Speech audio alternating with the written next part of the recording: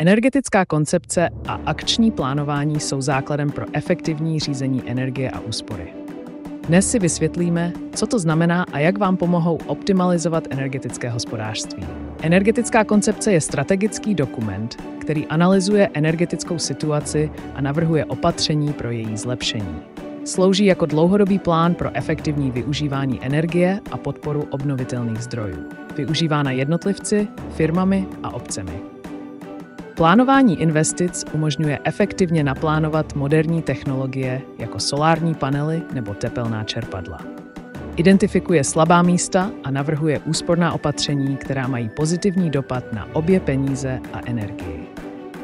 Akční plán je návodem pro implementaci opatření z energetické koncepce, zahrnuje konkrétní kroky a harmonogram.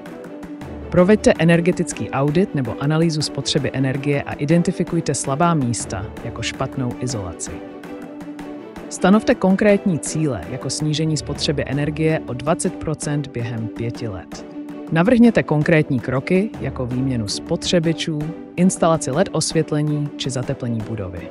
Sepište podrobný plán s analýzou, cíli a opatřeními, který je přehledný a snadno použitelný. Sestavte harmonogram jednotlivých kroků, například zateplení domu během 1. roku. Připravte detailní rozpočet pro každé opatření a využijte dotační programy ke snížení nákladů. Určte odpovědnosti za jednotlivé části realizace a monitorujte, zda opatření splňují cíle. Rodina provedla analýzu spotřeby energie a zjistila slabá místa. Stanovili si cíl snížit náklady na vytápění během 3 let. Díky využití dotací z programu snížili počáteční náklady a investice se jim vrátila během 4 let. Energetická koncepce a akční plán jsou klíčové nástroje pro zlepšení energetického hospodářství a dosažení úspor. Začněte plánovat dnes a posuňte své projekty na vyšší úroveň.